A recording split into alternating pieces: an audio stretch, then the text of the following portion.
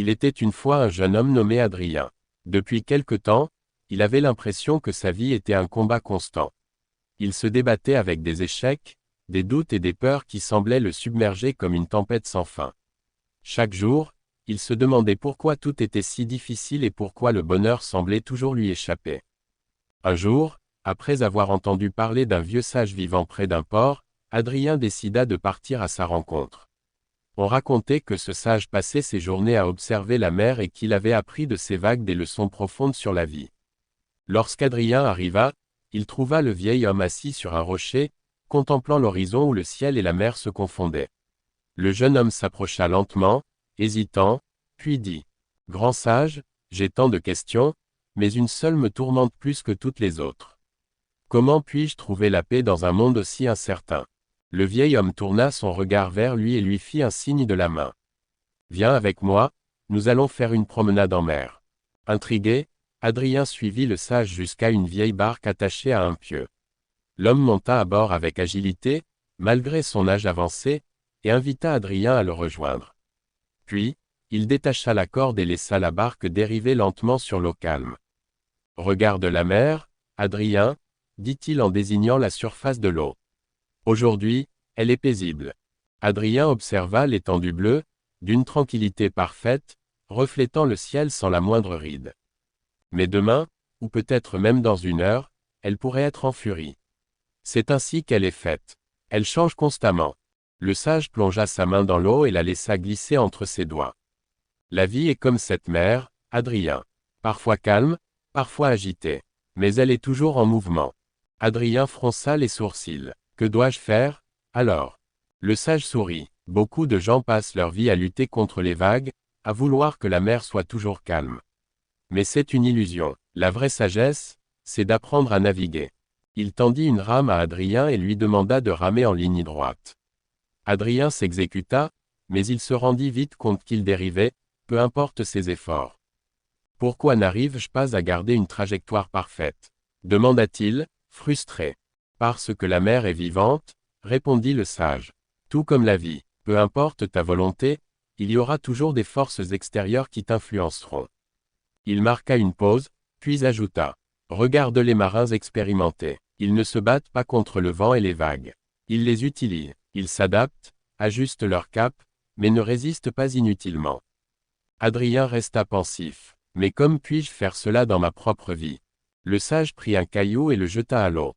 L'impact créa des cercles qui s'élargirent lentement. Observe ces ondes. L'eau les accepte sans résistance. Elle ne s'accroche ni aux perturbations ni au calme. Elle accueille chaque instant et continue de couler. Il regarda Adrien et poursuivit. « La souffrance vient de l'attachement. Nous voulons que les choses soient d'une certaine façon, et nous souffrons quand elles changent. Mais tout change, Adrien. Rien n'est permanent. » Adrien baissa la tête. « Je passe mon temps à vouloir contrôler ce que je ne peux pas changer. » Exactement, acquiesça le sage. Tu luttes contre le courant au lieu de le suivre. Il se leva et fit un geste vers l'horizon. Imagine un marin en pleine tempête. S'il panique et tente de résister aux vagues, il risque de chavirer. Mais s'il accepte le mouvement de la mer et ajuste sa navigation, il survivra. Adrien sentit quelque chose s'éclairer en lui. Alors, je dois apprendre à m'adapter, à lâcher prise. Oui, mais cela ne signifie pas abandonner. Cela signifie comprendre ce qui est en ton pouvoir et ce qui ne l'est pas. Le sage lui tendit à nouveau la rame. Essaye encore, mais cette fois, au lieu de lutter contre le courant, accompagne-le. Adrien recommença à ramer. Au début, il ressentit encore le courant qui le poussait dans une direction imprévue, mais au lieu de résister, il ajusta doucement ses mouvements. Peu à peu, il trouva un rythme plus naturel. Le vieil homme sourit. « Voilà, maintenant, tu écoutes la mer, au lieu de lui imposer ta volonté. » Ils restèrent un moment à flotter en silence, bercés par les vagues. Puis, le sage demanda. « Dis-moi, qu'est-ce qui te tourmente autant, Adrien ?» Le jeune homme hésita, puis répondit. « J'ai peur de l'échec. J'ai des rêves, des ambitions, mais chaque fois que je rencontre un obstacle, je me sens brisé. Comme si tout était contre moi. » Le sage hocha la tête. « L'échec n'est pas une fin, Adrien. C'est une vague parmi tant d'autres. Tu peux la laisser te submerger ou apprendre à surfer dessus. » Il raconta alors une histoire. Il y a des années, Un pêcheur du village a perdu son bateau dans une tempête. Il avait tout perdu, et les gens pensaient qu'il abandonnerait.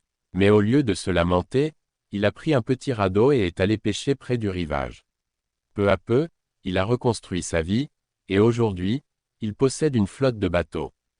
Adrien écoutait attentivement. La différence entre ceux qui sombrent et ceux qui avancent, dit le sage, ce n'est pas la force des vagues, mais la manière dont on les affronte. Adrien comprenait peu à peu. Il ne pouvait pas empêcher les tempêtes, mais il pouvait apprendre à naviguer.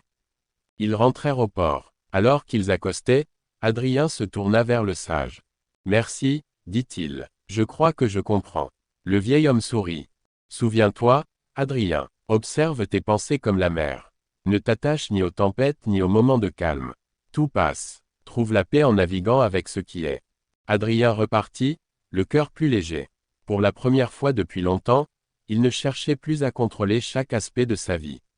Il savait qu'il y aurait encore des tempêtes, mais il était prêt à les affronter avec sagesse et sérénité.